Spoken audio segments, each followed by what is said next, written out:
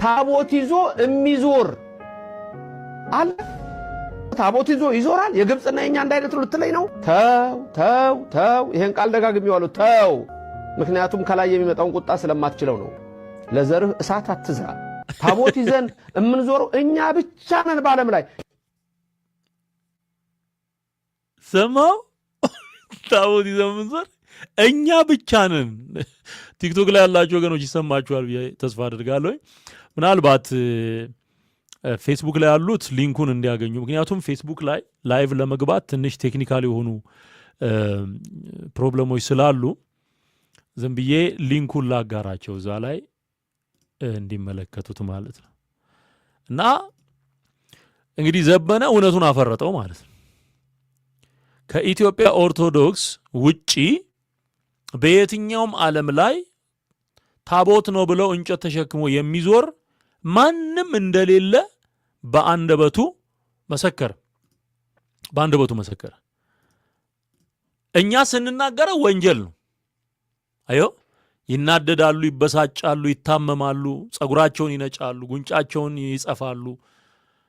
እውነት ግን እያደር ያው ከፍ እያለ ነው የሚሄደው። እውነትና ንጋት እያደር ነው እየጠራ የሚሄደው። ስለዚህ ከኛ ውጪ ታቦት ተሸክሞ የሚዞር ማንም የለም ብሎ ነው በቃ በደንብ አድርጎ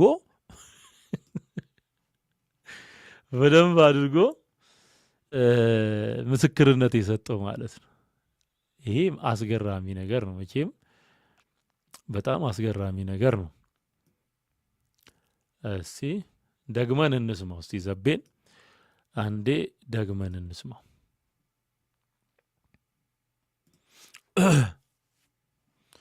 እሺ ደግመን አንዴ እንስማው። ከኛ ውጪ ታቦት ይዞ የሚዞር አለ። ታቦት ይዞ ይዞራል። የግብጽና የኛ አንድ አይነት ልትለኝ ነው? ተው ይሄን ቃል ደጋግሜዋለሁ። ተው። ምክንያቱም ከላይ የሚመጣውን ቁጣ ስለማትችለው ነው። ለዘርህ እሳት አትዝራ። ታቦት ይዘን የምንዞረው እኛ ብቻ ነን በዓለም ላይ። በቃ አመነ ማለት ነው።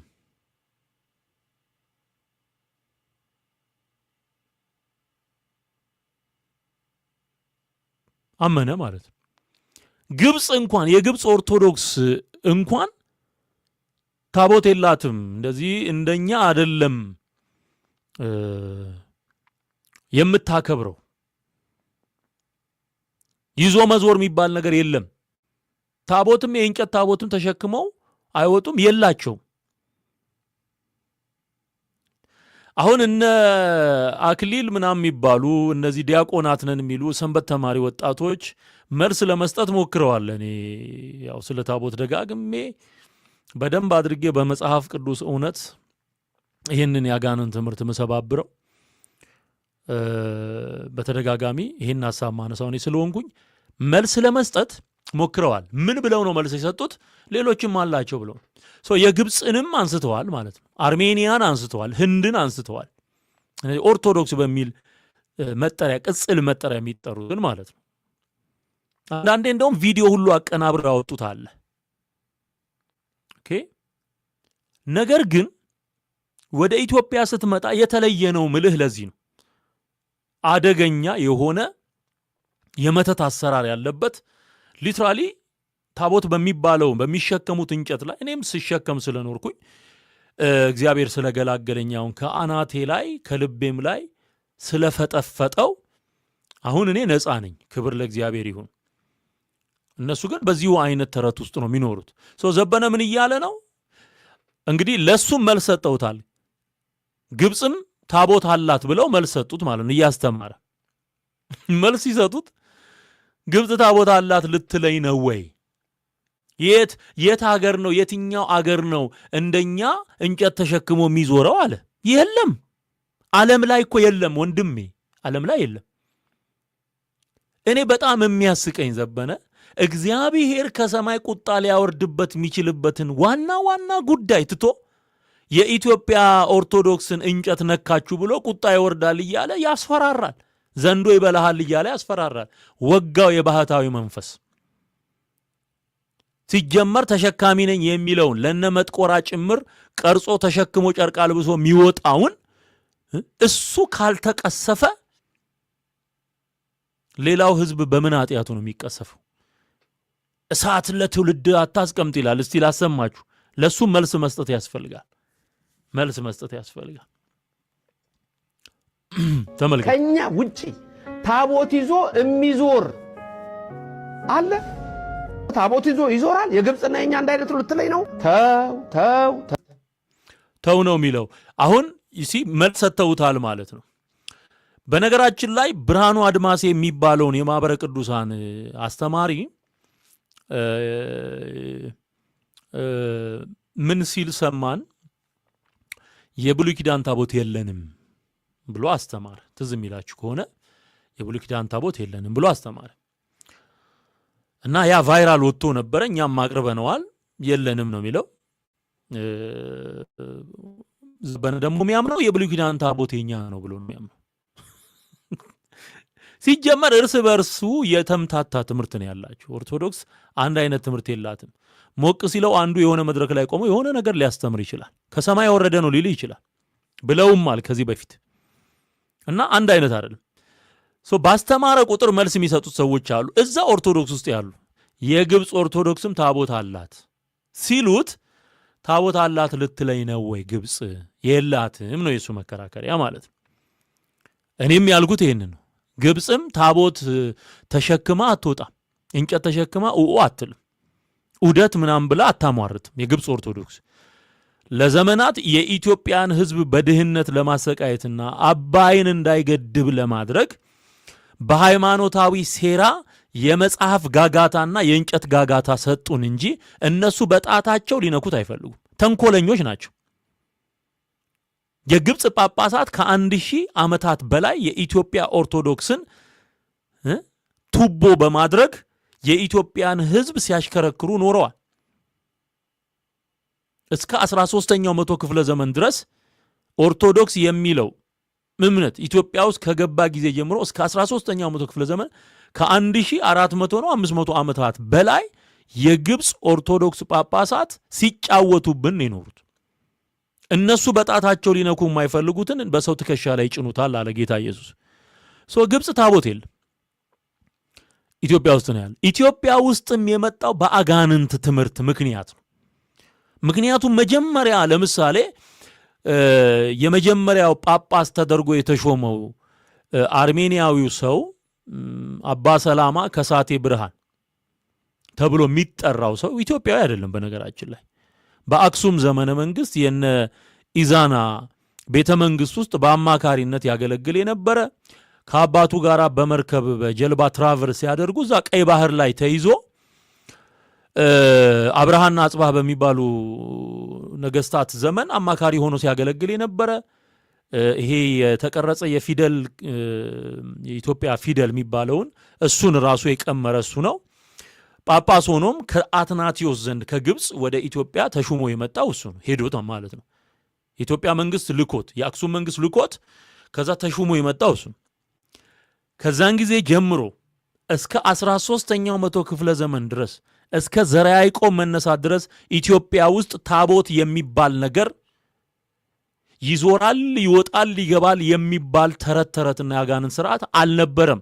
ከዘርዓ ያዕቆብ ዘመን በኋላ ነው ታቦት የዞረበት መርጌታና ደብተራ ባዘጋጀው የዙረት ስርዓት ህዝቡ እየዞረበት መኖር የጀመረው ከ13ኛው መቶ ክፍለ ዘመን በኋላ ነው። ይሄን ታሪክ የሚያውቅ ሰው ያውቀዋል። አንባቢ ከሆን ካንተም ታውቀዋለህ። መቼ ነው የመጣው? ከዘርዓ ያዕቆብ ዘመን በኋላ ነው። በተለይም ደግሞ አዲስ አበባን በመሳሰሉ ትልልቅ ከተሞች ላይ ከአድዋ ዘመቻ በኋላ ከጣሊያን ጋር ኢትዮጵያውያን ተዋግተው ካሸነፉበት ጊዜ በኋላ አራዳ ጊዮርጊስ የሚባለው እዛ ነው ዑደት የሚባለው ነገር ራሱ የጀመረው በታሪክ ሊስን ብራዘር፣ እኔ ምነግርህ ነገር ታሪክ የያዘውን ነገር ነው ምነግር፣ ዶክመንት ያለው ነገር ነው ምነግር።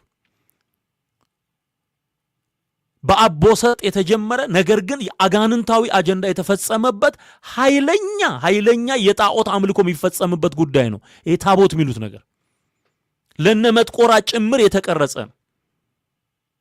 ሌላው ሀገር ሊኖረው አይችልም። ሌላው ሀገር ወንጌልን መሰረት አድርጎ ከተቋቋመ ክርስትና ከሆነ ሪል ክርስቲያኒቲ ከሆነ ታቦት ተሸክሞ አይዞርም። አዮ ስለዚህ ከዘራ ያዕቆብ ዘመን በኋላ ነው እንዲህ አይነት ጣጣ ምድራችን ላይ የመጣው ማለት ነው። ግብጽ የላትም፣ ሌላውም የለው። ሊተርጂ ይሄ ስርዓተ ቅዳሴ የሚባለው ነገር አላቸው። የተለያየ አይነት ቅዳሴ አላቸው። የተጻፈ ፐርማነንትሊ የሚባል ነገር ተደጋግሞ የሚባል ነገር አላቸው። ከዛ ውጪ ታቦት ምናምን የሚባል ነገር እሱም የኦርቶዶክስ አይደለም። ቅዳሴም ብትለው የተለያየ አይነት ስርዓት ነው ያለው። ለምሳሌ በቀላሉ የኦርቶዶክስ የኢትዮጵያ ኦርቶዶክስ ይሄ እኛ ዲያቆናት ሳለን እናዘጋጅ ነበር። ቄሶች ሆነን ደግሞ ዲያቆናት ያዘጋጁትን እንፈትት ነበር። መፈተት ማለት መቁረስ ማለት ያ ዳቦ ህብስትና ወይን ይዘጋጅና ከቤተልሔም ይመጣል እና ኦርቶዶክስ ሸፍና ነው እስከ መጨረሻ ሸፍና ተገልጦ የተሰቀለውን ጌታ ኢየሱስ ቁርባን ብላ ሸፍና። ምክንያቱም ሌላ ጣጣ ስላለው ተሸፋፍኖ ነው ሁሉ ነገር። ቄስና መሶብ ተለባብሶ ይላል መመሪያቸው ይሄ ነው። አሁን ግብጽ ስትሄድ እንዲህ አድርጎ ያሳያል። ሰዎች አንድ ላይ ተካፍለው ሊበሉ የተዘጋጀ ዳቦ የሚደበቅበት ምንም ምክንያት የለም። ወጋው በሌላ አይነት ሪዝን ካልሆነ በስተቀር ዳቦ ድብብቆሽ አይደለም። ይሄ አይደለም። ግብጽ ኦርቶዶክስ ያሳዩታል፣ ያንን የተዘጋጀውን ያሳዩታል። ከፍ አድርጎ ቄሱ ይሄንን ነው የምትቀበሉት ብሎ በክብ የተዘጋጀ ህብስት ዳቦ ያሳያል ማለት ነው። ኢትዮጵያ ስትመጣ ሁሉ ተከርኖ ይብሰል ነው የሚለው። ተከርኖ ይብሰል አዮ ስርዓቱን እንኳን ስትሄድ አሁን ወደ እንትን ስትሄድ ወደ ግሪክ ስትሄድ ደግሞ ሌላ ነው። ሌላ የተለየ ስርዓት ነው ያለው። ኦርቶዶክስ ይባል እንጂ ስሙ የተለያየ አይነት የተዘበራረቀ ስርዓት ነው ያለው። ታቦት ግን የሚባል ነገር ሌሎቹ የላቸው። ይሄንን ማን አረጋገጠልህ? ዛሬ ስጮህ የነበረውን ዘቤ አረጋገጠልህ። እኔ ስነግርህ ካልተመቸ ዛሬ ለረጅም ዘመን የጮኩትን ዘቤ ነግረሃል። ውጪ ታቦት ይዞ የሚዞር አለ። ታቦት ይዞ ይዞራል። የግብጽና የኛ አንድ አይነት ልትለኝ ነው? ተው ይሄን ቃል ደጋግሜዋለሁ። ተው። ምክንያቱም ከላይ የሚመጣውን ቁጣ ስለማትችለው ነው። ለዘርህ እሳት አትዝራ። ከላይ የሚመጣ እሳት አለ ነው የሚለው። እንዲህ ነው ሲያንቸለችሉት የኖሩት ህዝቡን። ዘንዶ ይበላሃል፣ እሳት ይጎርስሃል፣ የሆነ ነገር ይወጋሃል፣ ይፈልጣሃል፣ ይቆርጣሃል እያለ እያስፈራራ ነው የኖረው። ሰው እኮ ፈርቶ ነው ታውቃለህ አይደል? ሰው ፈርቶ ተንቀጥቅጦ በአዚም ነው የሚኖረው። እነሱ ግን ድራማ ነው እየሰሩ ያሉት። ድራማ። ለምሳሌ አሁን በቅርቡ ወይ ነገ ወይ ከነገ ወዲያ ባለው ፕሮግራሜ ላይ ማቀርብላችሁ አንድ ቪዲዮ አግኝቻለሁ። ይሄ ቪዲዮ አዲስ አበባ ውስጥ ከአጽም ጋራ ታቦት ተገኘ፣ ጽላት ተገኘ ብለው እዚህ አዲስ አበባ ወደ ሀያት አካባቢ ትልቅ መሬት ይዘዋል። ትልቅ መሬት እና ቄሱ ቆሞ ይናገራል። ምንድን ነው ሲባል አጽም ተገኘ። ያ አጽም አንድ ወጣት አግኝቶት አጽሙን ተሸክሞ እኛ ጋር መጣ። ከዛ ያን አጽም ስንቆፍር የተገኘበትን ቦታ ስንቆፍር ከዛ ቀጥሎ ጽላት ተገኘ። ከአጽም ጋር ወጋው የስከለተን መንፈስ እና አሁን እዚህ ጋር ደብር ልንሰራ ነው ይላል። ከመሬት ውስጥ የሚፈልቅ እንጨት ተሰምቶ ታይቶ የማይታወቅ ነገር ያጃጅሉታል። ከዛ በኋላ እዚህ ቦታ እንዳትቀርብ ዘንዶ ይበላሃል፣ እሳት ከሰማይ ይወርዳል፣ ጅብ አስራ ማርያም እዚህ ጋር አስራለች፣ እዚህ ዘንዶ አስራ ማርያም አለ፣ እዚህ ጋር ጅብ አስራ፣ እዚህ ጋር ደግሞ ነብር፣ የአቦዬ ነብር፣ የሳሙኤል ዘዋልድባ አንበሳ ምናምን ይልሃል ማለት ነው። በቃ ሰው ይሄ ባህታዊው በሙሉ ዘንዶ እያለው ስለኖረ የዘበነ መንፈስ ባይዞ የባህታዊ እነዚህ ድሬድ አድርጎ ማአት ሀገር ላይ ይመጣል እያለ የሚያሟርት መንፈስ አላል። ያ ነው አንድ ነው። እሳት ይበላል ይላል። በነገራችን ላይ ኢትዮጵያ ኦርቶዶክስ ላይ እሳት ካልወረደ ሌላ ህዝብ ላይ አይወርድም። በቃ እኔ ልንገራችሁ የኢትዮጵያ ኦርቶዶክስ ቄስ ላይ እሳት ከሰማይ ካልዘነበ ሌላው ምን አድርጎ ነው የሚዘንብበት? እስቲ ንገረኝ። እስቲ ሟርት በል፣ ጥንቆላ በል፣ ድግምት በል፣ አስማት በል፣ አፍዛ ደንግዝ በል፣ አውደ ነገሥት አየረ ጴጥሮስ ቱላዳን እየደገመ እየቀበረ ዶሮ እየጠመዘዘ የሚኖረው ማን? የኦርቶዶክስ ቄስ ደብተራ ነው። መተት የሚመትተው ማን? የኦርቶዶክስ ቄስ ደብተራ ነው። ታቦት ብሎ ያልተጻፈ በአዲስ ኪዳን የሌለ ሌሎች ሀገራት ላይ የማይታወቅ ፓጋኒዝምን ከክርስቲያኒቲ ጋር ሚክስ አድርጎ የሚኖረው ማን ነው? ኦርቶዶክስ ነው። እዛ ቦታ ላይ እሳት ካልዘነበ አንተ ሌላ ቦታ ላይ እሳት አይዘንብም። ቁጣታ እንትን አትበል ለልጆች ምናምን ፍርድ እንደዚህ እየዋሻችሁ በእግዚአብሔር ስም በክርስቶስ ኢየሱስ ደም ላይ እየቀለዳችሁ እናንተ ላይ እሳት ካልወረደ ሌላው ህዝብ በምን ኃጢአቱ? እናንተው ናችሁ የምታሽከረክሩት ይህንን ህዝብ። በምን ኃጢአቱ ነው እሳት የሚዘንብበት? ወጋው በጌታ በኢየሱስ ስም። እንዴ ይሄ ህዝብ ነፃ እየወጣ ነው፣ እግዚአብሔር እየገላገለው ነው። እናንተ ላይ እሳት ካልወረደ አንተ ይሄው አሁን በቅርቡ ምን ሰማው እንኳን ወንጀል የሰዶማዊነት በኢትዮጵያ ውስጥ ለሰዶማውያን መስፋፋት ምክንያት የሆነችው አንዷ ኦርቶዶክስ እንደሆነች መረጃዎች ወጡ። ከጳጳስ እስከ ዲያቆን ድረስ የተነከረበት ጉዳይ እንደሆነ የራሳቸው የኦርቶዶክስ ወጣቶች መረጃ እያወጡ ነው። ከዚህ በፊት እኛ ስንጮኸው ማን ይስማ? አሁን ያቺን ጩኸታችንን የኔን ጩኸቴን እየተጮኸች ነው። በተራ የተናገርኳት ነገር በተራ ክብር ለእግዚአብሔር ይሁን፣ ክብር ለመንፈስ ቅዱስ ይሁን።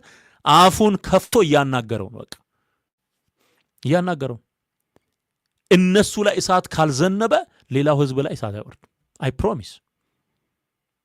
ከላይ እስከታች ጥቁር ለብሶ አንዘርፍፎ መሬት እየጠረገ የሰው ሀብት የሰው ንብረት እየጠረገ መስተፋቅር፣ መስተዋድድ፣ መስተባርር እያለ መስተጻርር እያለ እያገዳደለ የሰው ትዳር እየበተነ የሚኖረው እሱ ላይ እሳት ካልወረደ ይሄ ምስኪን ህዝብ ላይ ታቦት ነው ብላችሁ ሰርታችሁ ተሸክማችሁ ስትወጡ እልል በል ስገድ የምትሉትን ሰምቶ ወንጌል ስላልተሰበከ እየተደፋ እየወደቀ እየተነሳ የሚኖረው ምስኪን ህዝብ ለምንድን ነው እሳት የሚወርድበት?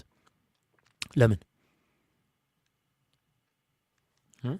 ሟርተኞች እግዚአብሔር ይገስጻችሁ። ስራችሁን ያፍርሰው ለዘላለም። ይሄው እየፈረሰ ነው። ጊዜውን ጠብቁ። አሁን ታቦት ምናምን በቃ ሰው እንደ እንትን ነው ንቆታል። ደጋግሜ ተናግሬ ንቆታል። በቃ ሱቲ አልበሰ የምታወጣው ተሸክመ ንቆታል። ለመጥቆራ ታቦት ብለ ተሸክመ የምትወጣ ሰው አንተ ላይ እሳት ካልወረደ ህዝቡ ላይ እንዴት ነው እሳት የሚወርደው? ህዝቡንማ እግዚአብሔር ይፈልገዋል። ምንድነው የሚለው በሕዝቅኤል ትንቢት ላይ እግዚአብሔር የአይሁድን ካህናት አገልጋዮች የበጎቼን ደም ከጃችሁ ፈልጋለሁ ይላቸዋል። የበጎቼን ደም እግዚአብሔር የበጎቹን ደም ይቀበላቸዋል፣ ይበቀላቸዋል። ይሄንኑ ታቦት የምትሉትን ነው አቡነ እንድሪያስ የሚባለው የሲኖዶስ ዋና የሊቃውንት ጉባኤ ሰብሳቢ የተባሉት ጳጳስ 15 ታቦት ከእስላም ጠንቋይ ጋር ሆኖ ሲደግም ሙሉ በግ ከነ ነፍሱ ቤተ ክህነት 4 ኪሎ ግቢ ውስጥ ቀብሮ ሲያሟርት የኖረው እሱ ነው። ያ አንዱ እንትን ነው በመረጃ የወጣው። በሙሉ ጠንቋይ ነው፣ ደጋሚ ነው፣ አስማተኛ ነው። በሙሉ በመረጃ ነው እየነገርንህ ያለ ነው። በመረጃ በድምፅ የተቀዳው ነው እየቀረበልህ ያለው። እናንተ ላይ እሳት ካልወረደ እዚህ ህዝብ ላይ እሳት አይወርድም። ለዚህ ህዝብ እግዚአብሔር የንስሐ ጊዜ ሰጥቷል። ይሄን መልእክት የምትሰሙ ኦርቶዶክሳውያን፣ ኢትዮጵያውያን፣ ኤርትራውያን ንስሐ ግቡ፣ ጌታን ተቀበሉ። ከነዚህ ሰዎች እጅ ውጡ። እንኳን አንተን ሊያጸድቅ ለራሱ የማያውቅ ነው። ለራሱ አያውቅም። ኢየሱስን አያውቅም። ጌታን አያውቅም። መንፈስ ቅዱስ የለውም። የደረቀ ነው። ስርዓት ነው የሚናገረው። ስለ ስርዓት፣ ስለ ሰው ወግ ባህል ነው የሚናገረው። ስለ ህይወት የሚነግርህ ወንጌል ነው። ወንጌል ስማ። ይሄው ምነግርህ ይሄንን ነው። ወንጌል ስማ፣ ጌታን ተቀበል፣ ትድናል። አንዴ ነው እዚህ ምድር ላይ የምትኖረው። ዘላለም የሚባል ግን ማትጨርሰው ዘመን አለ። ያ ዘላለም በእሳት ውስጥ እንዳይደመደም እንዳጠፋ ዛሬ እግዚአብሔር እድል ሰጥቷል። ንስሐ ግባ፣ ጌታን ተቀበል። ከነዚህ ክፎች እጅ አምልጥ። እነዚህን ነው ጌታ ኢየሱስ ሰዎች ወደ እግዚአብሔር መንግስት እንዳይገቡ ትከለክላላችሁ፣ ወይ እናንተ አትገቡ ወይ ሰው አታስገቡ ያላቸው ማቴዎስ ምዕራፍ 23 ላይ እነዚህን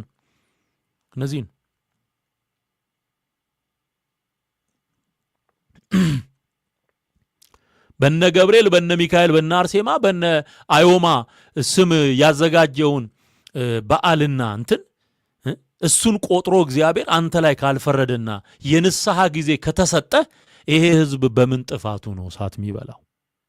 አንተን ያልበላ እሳት ማለት። ኦዚያን ይላል የብሉይ ኪዳን ሁሉ ጊዜ ዘበነን ስማ። ኦዚያን የተቀጣው የእግዚአብሔርን ታቦት ደፍሮ ነው ይላል። ያ የእግዚአብሔር ታቦት ነው። ይሄ ያንተ ታቦት ነው። የምትሸከመው ያንተ ነው። ያ የእግዚአብሔር ታቦት ነው። ያ ለእስራኤል የተሰጠ ነው። እዚህ እናንተ የፈበረካችሁት ኢትዮጵያ ውስጥ ያለ ከግራር ከቀረሮ የምትሰሩት በአንድ ድንጋይ 27 አማልክትን ደርድራችሁ የምታመልኩበት ግንኙነት የለውም። ያ እግዚአብሔር በጣቱ የጻፈባቸው 2 የድንጋይ ጽላቶች ያሉበት ታቦት የምስክሩ ታቦት ተብሎ ይጠራል። ይሄ እናንተ የጻፋችሁበት ነው። ደብተራ የተበተበው ትብታብ ያለበት ነው። አልፋ ኦሜጋ ብለን ጽፈንበት ማን ጻፋለ? እግዚአብሔር የጻፈበት ነው ያኛው። የዛኛውን ጥቅስ አምጥተህ ለዚህ አንተ ለጻፍክበት እንጨት ተራ እንጨት አትጠቅሰውም። ያ እኮ እግዚአብሔር የጻፈበት ነው። ያ እግዚአብሔር የጻፈበት ነው። ካን ዩ ኢማጂን? ኮምፔር ማድረግ እንኳን አያስፈልግም። ኮምፔር ማድረግ ምክንያቱም ያ የከበረ ነው።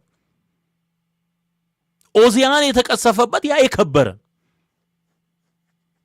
የዚህ እናንተ የሚቀስፍ ቢሆን ኖሮ ይቀራል፣ ቄስ ይቀራል። አንተን ጨምሮ ቄስ የሚባል ነገር ኢትዮጵያ ውስጥ ይተርፋል? የኦርቶዶክስ ቄስ አይተርፍም። ደግሞ ሲመጣ እዛው ነው ክችችም ያደረገ የነበረው የለ። በቃ ተራ ነው። አየሁ። ያኛው በተራራ ላይ ሙሴ የተቀበለው ይሄ ከመሬት ውስጥ ከአስከሬን ጋር የምታወጡት ነው። ምን ግንኙነት አለው? ምን ግንኙነት? አስከሬንና ታቦት አገኘን ትላለ መሬት ውስጥ። ያ እግዚአብሔር ሲሰጠው በሲና ተራራ ላይ መጽሐፍ ቅዱስ ይነግረናል። ይሄ እናንተ ከመሬት ፈለቀ አንዳንዴ ወደቀ የምትሉት ምን ግንኙነት አለ?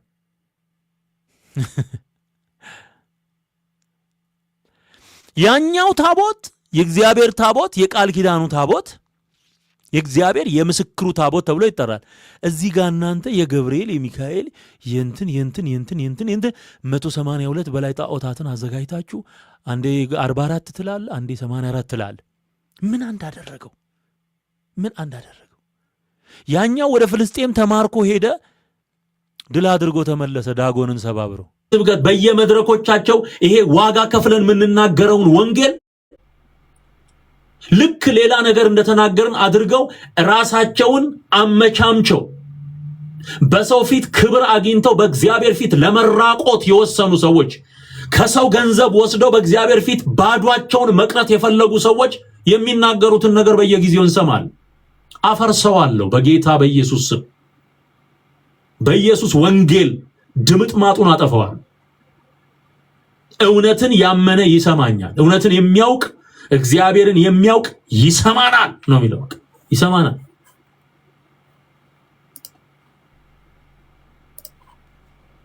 ስለዚህ እዚህ ከመጣ ቁጭ ብለህ መስማት ነው። ቁጭ ብለህ ስማ። ያስገደደህ የለም። የመጣኸው ራስህን ስማ። ለፍርድ ነው የምትሰማው።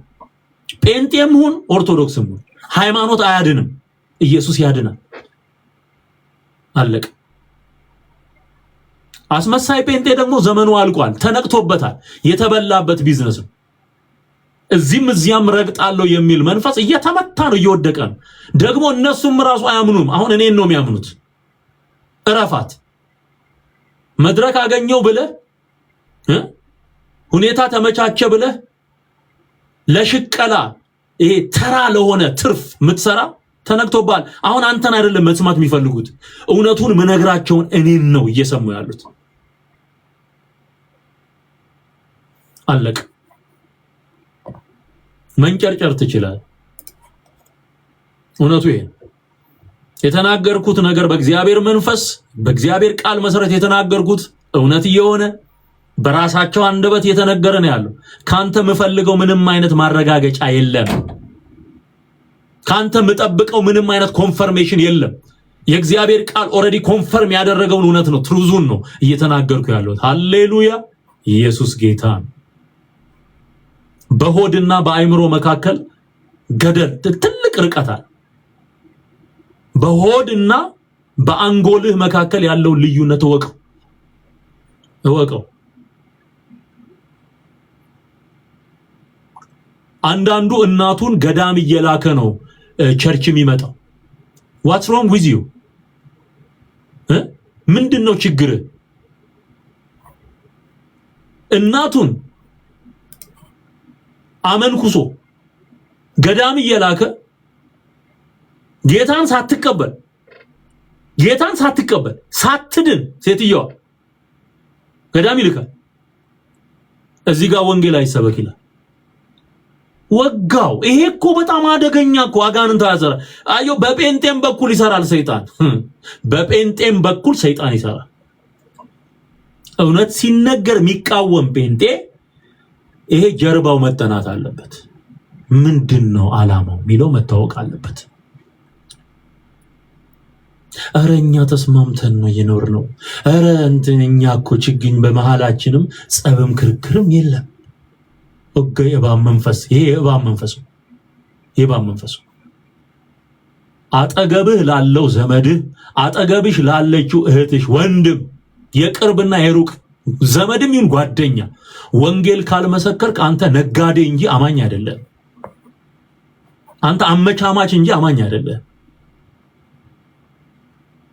አሁን በትክክል የዳኑ ሰዎችና የደነደኑ ሰዎች እየለዩ ነው። በእግዚአብሔር ቃል ጥበብ እየለዩ ነው። ስለዚህ ወንጌል ይሰበካል። ሰዎች እየዳኑ ነው። እንቀጥላለን።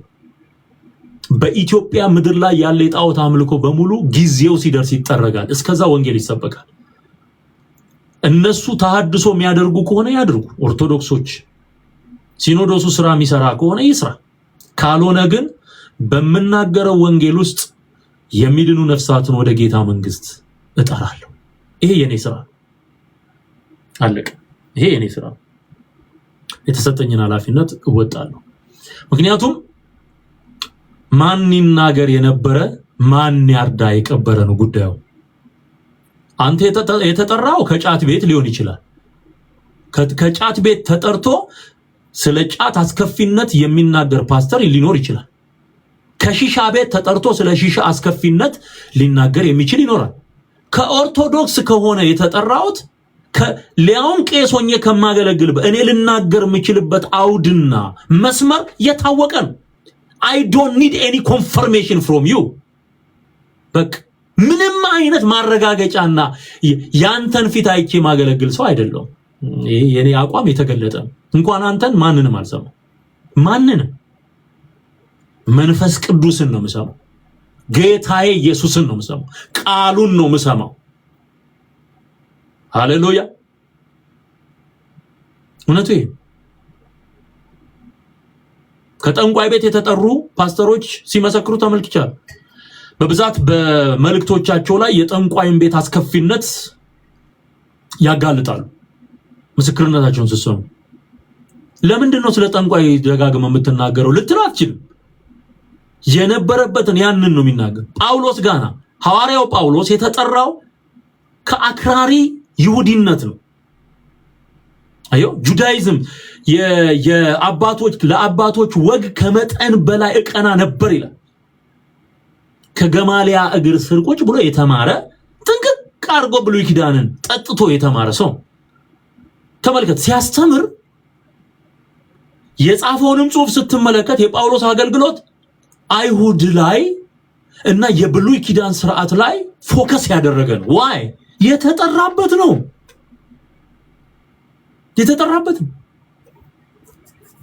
አዮ ከዘፈን ዓለም የመጡ ሰዎች ምስክርነታቸው ነው ስለ ዘፈን ዓለም አስከፊነት ይነግሯል።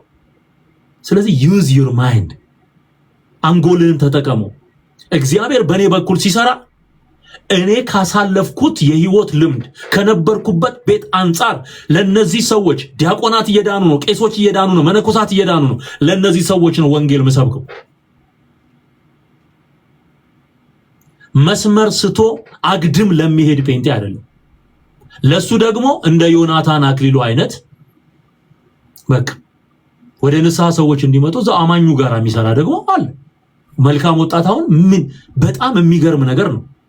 እኔ በእውነት እግዚአብሔርን አመሰግናለሁ። በቃ በጴንጤ ውስጥ መሰራት ያለበትን ስራ የሚሰራዋል ሁሉ እንደ ጥሪው ነው። ይሲ እንደ ጥሪው ነው። ጥሪ ምንድነው? ያልተጠራህበት ቦታ መጣ አትፈትፍት። የጠራህ የለም እዚህ። አዮ ያልተጠራህበት ስፍራም ላይ መፈትፈት አያስፈልግም። ጥሪን ማወቅ ጥሩ። ከቻሉ መጸለይ፣ ከቻሉ እውነትን መናገር፣ በገሃድ እየታየ ያለው ነገር ማውገዝ።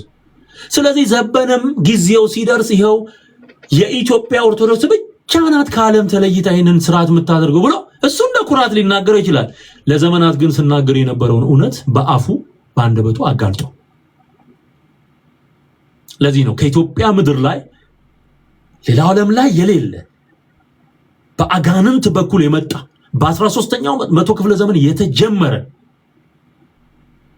ይሄ ስርዓት ከኢትዮጵያ ምድር መወገድ አለበት፣ መጥፋት አለበት። ይሄ ሟርት መጥፋት አለበት። ህዝቡ ነፃ መውጣት አለበት። ሰማም አልሰማም እስኪመረው ይሄንን እነግረዋለሁ። በቃ ይሄን ክብር ለእግዚአብሔር ይሁን። ከታቦት ወደ ኢየሱስና አንተ ራስህ ታቦት ልትሆን ተጠርተሃል። የሆኑ ሰዎች ሶስት እንጨት ተሸክመው ሲወጡ ተከትለ እየተተለተልክ መኖር ክርስትና አይደለም። ኢየሱስን ተከተል። ክርስቲያን ማለት የኢየሱስ ተከታይ ማለት ኢየሱስን እንድትከተል ተጠርተሃል። ይሄ ነው የዛሬው መልእክቴ። ወዳችኋለሁ። ዘመናችሁ ይባረክ። ለጴንጤ አመቻማች ግሩፕም ኦርቶዶክስም ውስጥ ላለው ሰፊ ህዝብ ይሄ መልእክት በጣም አስፈላጊ እንደሆነ አምናለሁ። የረዳን ጌታ ስሙ ለዘላለም ይባረክ። ወዳችኋለሁ። መልእክቱ ለሌሎች እንዲደርስ አድርጉ። የለው በቃ ተራን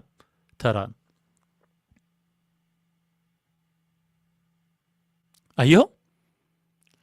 ያኛው በተራራ ላይ ሙሴ የተቀበለው ይሄ ከመሬት ውስጥ ከአስከሬን ጋር የምታወጡት ነው። ምን ግንኙነት አለው? ምን ግንኙነት? አስከሬንና ታቦት አገኘን ትላለ መሬት ውስጥ። ያ እግዚአብሔር ሲሰጠው በሲና ተራራ ላይ መጽሐፍ ቅዱስ ይነግረናል። ይሄ እናንተ ከመሬት ፈለቀ አንዳንዴ ወደቀ የምትሉት ምን ግንኙነት አለ?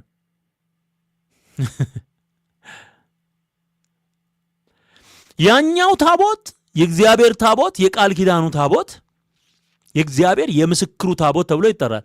እዚህ ጋር እናንተ የገብርኤል የሚካኤል የንትን 182 በላይ ጣዖታትን አዘጋጅታችሁ አንዴ 44 ትላል፣ አንዴ 84 ትላል። ምን አንዳደረገው? ያኛው ወደ ፍልስጤም ተማርኮ ሄደ፣ ድል አድርጎ ተመለሰ፣ ዳጎንን ሰባብሮ። እንዴ ይሄ ስንት ጊዜ ሌባ ይሰርቀውና ወርቅ ካጣበት ጥሎት ሜዳ ላይ የሚሄደው፣ ወርቅ ካገኘበት ማይገኝ ወርቁን አቅልጦ ሽጦ የሚጠቀምበት። አሁን በቅርቡ የተገኘው በወለጋ ወርቅ የተሰራው ታቦት ደብዛው ነው የጠፋው። ቢፈለግ የሚጠቅም ነገር ያለው ወርቅ ነው። ወርቁን ወሰዱ፣ አለቀ።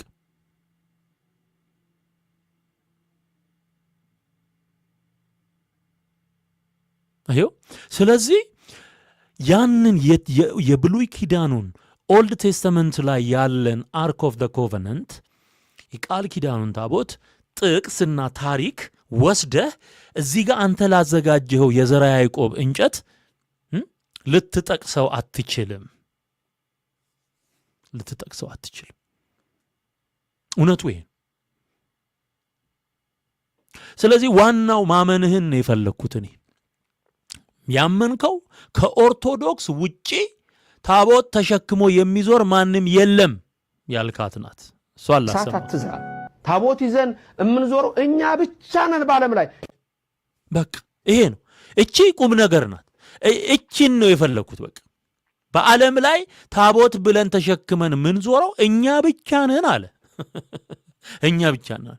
ይሄንን ስማልኝ እንግዲህ ኦርቶዶክስ ብቻ የምትሸከምበት ምክንያት ደግሞ ምንድነው ካልከኝ ድግምትና የአጋንንት አሰራር ስላለበት ነው።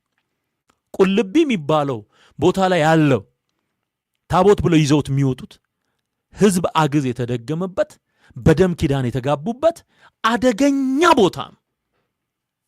ህዝብ አግዝ ማለት ህዝብ እየነዳም ያመጣ አሉ። እነዚህ ስለት ሰሚ ተብለው ተመርጠው ከኢትዮጵያ ክፍላተ ሀገራት መካከል ህዝብ በብዛት የሚሄድባቸው ስፍራዎች እነሱ ኃይለኛ ድግምት የተደገመባቸው ናቸው።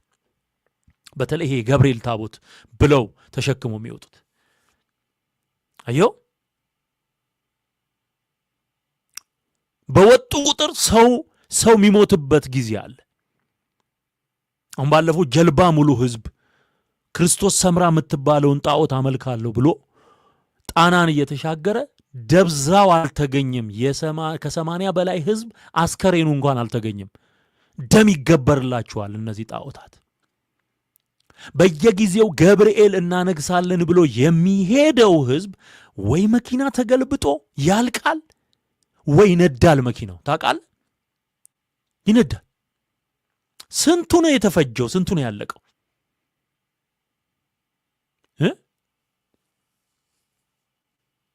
ሌላው በእነዚህ እንደ ቁልቢ ምናምን ባሉ አካባቢዎች ላይ የዝሙት ስራ በግልጽ ይከናወናል።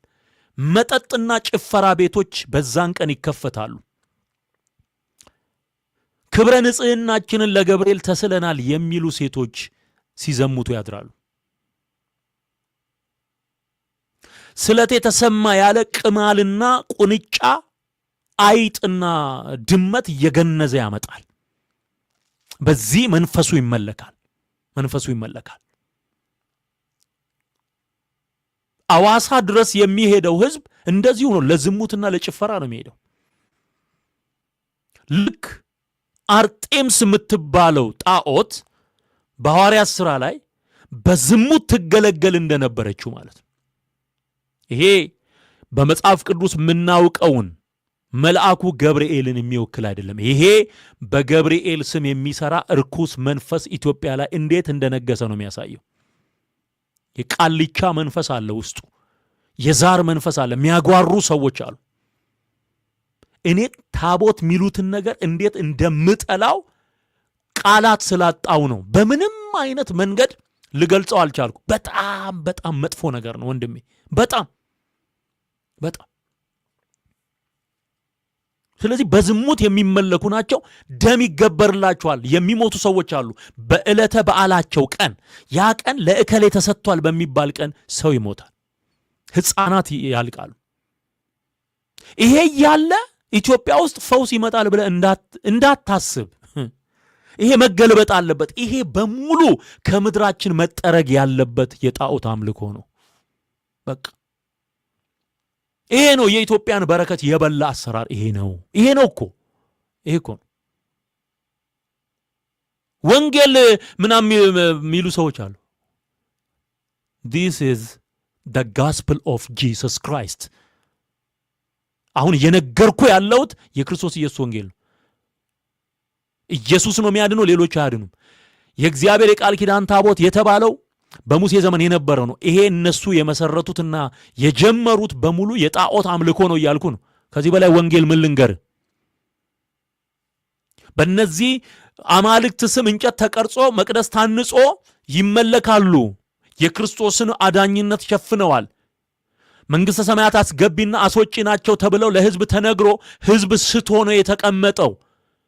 ኪዳነ ምሕረት እያለ ነው፣ አቦ እያለ ነው፣ ተክልዬ እያለ ነው የሚኖረው። ኢየሱስ ሲባል ደሙ የሚፈላው ለዛ ነው። ይሄ ጋግርት እያለ ምድሪቱ ላይ እንዴት ነው የኢየሱስ ወንጌል የሚሰበከው? እንዴት?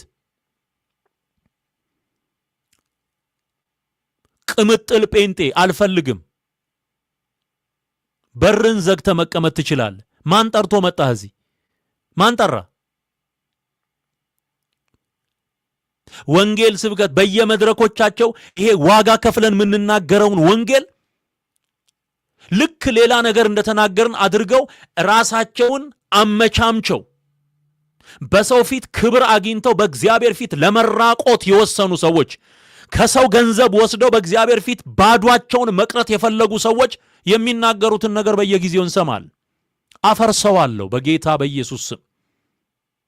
በኢየሱስ ወንጌል ድምጥማጡን አጠፈዋል። እውነትን ያመነ ይሰማኛል። እውነትን የሚያውቅ እግዚአብሔርን የሚያውቅ ይሰማናል ነው የሚለው። ይሰማናል።